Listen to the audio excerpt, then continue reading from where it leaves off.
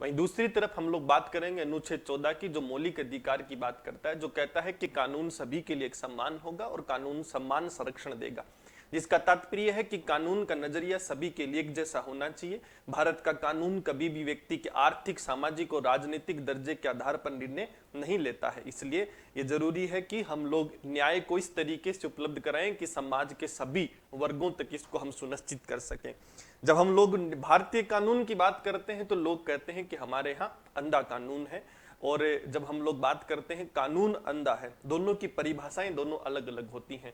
अंधा कानून भारत में नहीं है, लेकिन कानून जरूर अंधा है। इसका तात्पर्य यह है कि भारत का कानून व्यक्ति के सामाजिक, आर्थिक और राजनीतिक दर्जे को देखकर न्याय नहीं देता है। उसका यह मानना है कि मेरी नजरों में सभी एक समान है, चाहे आपका आर्थिक, सामाजिक या राजनीतिक ओहदा कुछ भी हो, यह मायने नहीं रखता है। और यही वास्तविक न्याय की एक प्रासंगिकता होती है। लेकिन इसके साथ कुछ महत्वपूर्ण अवधारणाएं हैं जो इस देश में चलती हैं। पहली महत्वपूर्ण अवधारणा यह है कि कहा जाता है कि देरी से दिया गया न्याय भी अन्याय के समान होता है, और भारत में यह बहुत बड़ी समस्या है, निरंतर चली आ रही है। न्यायपालिका पर बोझ अधिक होने की वजह से, इसके साथ साथ लोगों की न्याय तक पहुंच नहीं होने की वजह से भी एक प्रमुख कारण है। बहुत से लोग इस न्याय तक अपनी पहुंच नहीं रखते हैं। केवल माना जाता है कि आर्थिक या जिनकी राजनीतिक शक्ति अधिक है या सामाजिक ओहदा रखते हैं, वही लोग न्याय को प्राप्त कर पाते हैं। ऐसे में संविधान के मूलभूत प्रासंगिकता जो भारत के संविधान में लिखी गई है, उसको हम लोग प्राप्त करने में सक्षम नहीं है। इन सभी उद्देश्यों को सुनिश्चित करने के लिए यह भी महत्वपूर्ण लाइन कही गई है कि न्याय का एक महत्वपूर्ण उद्देश्य है कि किसी भी निर्दोष को सजा नहीं मिलनी चाहिए। यदि 100 दोषी व्यक्ति छूट जाएं किसी निर्दोष को बचाने के लिए, तो वो भी उचित माना गया है भारत की न्याय प्रणाली में। लेकिन यह जरूरी है कि किसी भी निर्दोष व्यक्ति को सजा ना मिले। जब हम लोग महात्मा गांधी के शब्दों में बात करेंगे तो महात्मा गांधी का मानना था कि न्याय वास्तविक उसी स्तर पर होता है जहां समस्या उत्पन्न होती है, क्योंकि समस्या का वास्तविक निदान वहीं उपलब्ध मिलेगा। जैसे जैसे हम ऊपरी स्तर पर पहुंचते हैं, उस न्याय के अंदर अन्याय की संभावनाएं बढ़ती जाती हैं, क्योंकि साक्ष्य, पहुंच या इस तरीके के मुद्दे महत्वपूर्ण बन जाते हैं और वास्तविक परिस्थितियों का आकलन कम होता है। यदि किसी ग्रामीण क्षेत्र में कोई न्यायिक मुद्दा उठा है तो उसका वास्तविक समाधान वहां की ग्राम न्याय पंचायत ही कर सकती है, क्योंकि वह केवल व्यक्ति की प्रकृति को ही नहीं, उस अपराध की प्रकृति को भी बहुखूबी समझने में सक्षम होती है। लेकिन जैसे ही हम लोग जिला न्यायालय, हाई कोर्ट या सुप्रीम कोर्ट की बात करते हैं, तो वहां आते आते उस न्याय में थोड़ा परिवर्तन होना शुरू हो जाता है, और गांधी के शब्दों में कहूं तो अन्याय की संभावनाएं बढ़ना शुरू हो जाती हैं। इसका एक प्रमुख कारण है कि बहुत से वंचित तबके इस न्याय तक पहुंच नहीं रखते हैं, चाहे वो जिला कोर्ट हो, हाई कोर्ट हो या सुप्रीम कोर्ट हो, चाहे भौगोलिक कारण हो, चाहे वित्तीय कारण हो। इसलिए कहा गया कि न्याय का सबसे मूलभूत उद्देश्य यह होना चाहिए कि वह देश के प्रत्येक नागरिक के, चाहे उसकी आर्थिक, सामाजिक, राजनीतिक स्थिति कैसी भी हो, उस व्यक्ति तक उस न्याय की भौगोलिक पहुंच होनी चाहिए। और दूसरा महत्वपूर्ण जो है वो वित्तीय पहुंच होनी चाहिए। जब हम लोग भौगोलिक और वित्तीय पहुंच की बात करते हैं तो इन दोनों के अंदर महत्वपूर्ण पहलू यही है कि हर व्यक्ति तक इस चीज की पहुंच को सुनिश्चित कर सके। इन उद्देश्यों को संविधान में तो लिखा गया, लेकिन भारत के व्यवहार में निरंतर हम देखते हैं कि इस तरीके की चीजें नहीं है। यही कारण है कि देश में नक्सलवाद जैसे लोग प्रभावी रूप से काम कर रहे हैं और भारत के कानून का विकल्प के तौर पर काम कर रहे हैं। इन उद्देश्यों को सुनिश्चित करने के लिए और समाज के वंचित तबकों को संवैधानिक दिशा निर्देश को मानने के लिए इस नालसा की स्थापना की गई। जब इस संस्था की बात करूंगा तो ये संस्था का मुख्यालय नई दिल्ली में है, 1995 में स्थापित की गई। इस संस्था का जो संरक्षक होता है वो सुप्रीम कोर्ट का मुख्य न्यायाधीश होता है। इस संस्था का जो कार्यकारी अध्यक्ष होता है वो सुप्रीम कोर्ट का वरिष्ठ न्यायाधीश होता है। इस संस्था के कुछ प्रमुख लक्ष्य हैं। पहला लक्ष्य है कि समाज का जो सबसे वंचित तबका है या जो इस संस्था के अधीन पात्र योग्य व्यक्ति होते हैं, उनको ये लोग निःशुल्क कानूनी सलाह देते हैं और कानूनी सेवाएं भी देते हैं। इसका तात्पर्य है कि जो इसके तहत पात्र व्यक्ति होते हैं, उनको किसी भी तरीके की कोई कानूनी सलाह देना हो या किसी भी तरीके की कोई कानूनी सेवा उपलब्ध कराना हो तो वो निःशुल्क उपलब्ध करवाई जाती है इस संस्था के द्वारा। दूसरी तरफ हमारे यहाँ महत्वपूर्ण चीज यह है कि बहुत से मुद्दे छोटे होते हैं और उन छोटे मुद्दों की वजह से न्यायपालिका पर भी बोझ बढ़ जाता है और न्याय आने में भी देरी हो जाती है। इसलिए इस नालसा के तहत इस तरीके की स्थापना की गई है कि मैत्रीपूर्ण तरीके से लोक अदालतों का आयोजन होगा और उन लोक अदालतों के माध्यम से इस तरीके के सामान्य या छुटपुट के मुद्दों का समाधान किया जाएगा, ताकि न्यायपालिका पर बोझ नहीं पहुंचे, न्याय उचित समय लोगों तक पहुंच जाए और न्यायपालिका में सभी लोगों की पहुंच सुनिश्चित होती रहे। इसके अलावा इसका उद्देश्य है कि न्यायिक या कानूनी साक्षरता और जागरूकता को बढ़ाना, लोगों में कानूनी अधिकारों के प्रति जागरूकता उत्पन्न करना, उनके अंदर इस तरीके की भावना उत्पन्न करना कि न्याय प्राप्त करना भी उनका एक मूलभूत आवश्यक वस्तु के तौर पर है जिसे उनको प्राप्त करना चाहिए, या न्याय को एक इस तरीके के समीकरणों में स्पष्ट करना जिससे ये लगे कि देश के हर नागरिक ये महसूस कर सके कि उसकी पहुंच भी न्याय तक है। इन सभी उद्देश्यों को पूरा करने के लिए ये जो संस्था है ये निरंतर कार्य करती है, शिविरों का आयोजन करती है, कैंप लगाती है।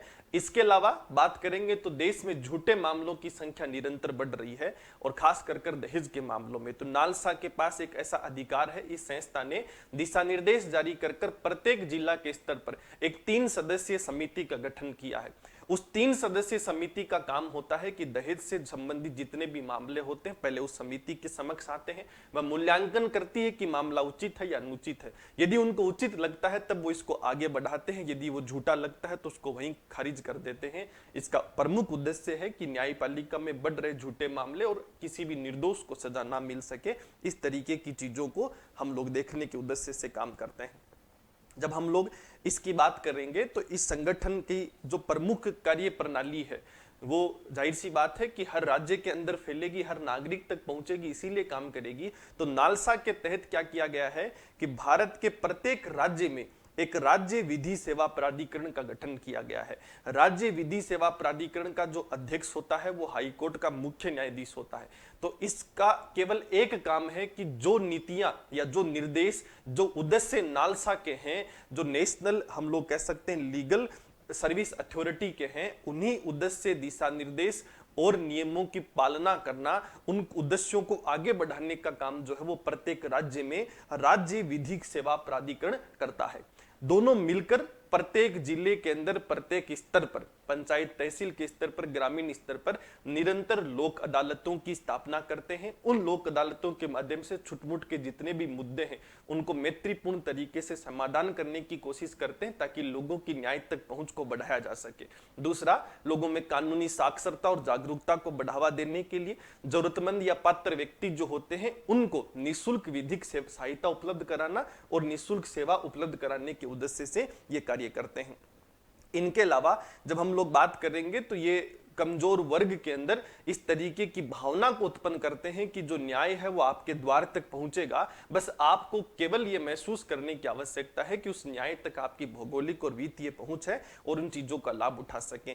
नालसा देश के विभिन्न कानूनों, विभिन्न क्षेत्रों के अंदर, विभिन्न भागों के अंदर कानूनी सेवाओं को बढ़ावा देने के लिए कार्यक्रमों का आयोजन करती है, सेमिनार और कार्यशालाओं का आयोजन करती है ताकि लोगों में जागरूकता इस तरीके की बढ़ सके। नालसा एक तरीके से संवैधानिक संस्था है, लेकिन वह संस्था जानती है कि उसका कार्य क्षेत्र, उसके उद्देश्य इस प्रकार के हैं कि हर व्यक्ति तक उसकी पहुंच होनी चाहिए। इसलिए नालसा राज्य सेवा प्राधिकरण जो है उनके साथ साथ कुछ नई चीजें जैसे एनजीओ जो हो गए, जो कानून के क्षेत्र में या न्याय के क्षेत्र के लिए काम करते हैं, जो न्याय के बड़े विशेषज्ञ हो गए, आरटीआई कार्यकर्ता हो गए, इन सबको एक साझे प्रयास के तहत शामिल कर लोगों तक आगे तक पहुंचाती है और इनके साथ जुड़कर देश के हर कोने में उस न्याय को पहुंचाने की कोशिश कर रही है। उस न्याय की वास्तविक प्रासंगिकता जो है वो भौगोलिक और वित्तीय पहुंच को विकसित करने के उद्देश्य से ये काम कर रही है। जब हम लोग नालसा के तहत पात्र व्यक्तियों की बात करते हैं तो देश में कोई भी महिला जो बच्चा न्याय की सेवा की मांग करता है तो उसको निःशुल्क दी जाएगी। अनुसूचित जाति जनजाति को इस कैटेगरी में रखा गया है, इसलिए उद्योगों में काम करने वाले जो कामगार हैं, मजदूर हैं, उनको रखा गया है। किसी भी बड़ी आपदा जैसे हिंसा हो गई, बाढ़ हो गई, अकाल भूकंप हो गया, इनके जो पीड़ित लोग हैं उन तक इस तरीके की पहुंच को बढ़ाना, जो डिसेबल्ड पर्सन है, दिव्यांग है, उन तक सरकार इन सुविधाओं को देती है। हिरासत में कोई भी व्यक्ति जो है उस व्यक्ति को इस तरीके की निःशुल्क सेवा नालसा के तहत दी जाएगी। ऐसे व्यक्ति जिनकी आय 1 लाख से कम है प्रति वर्ष, उनको नालसा के तहत निःशुल्क कानूनी सलाह और सेवा दी जाएगी।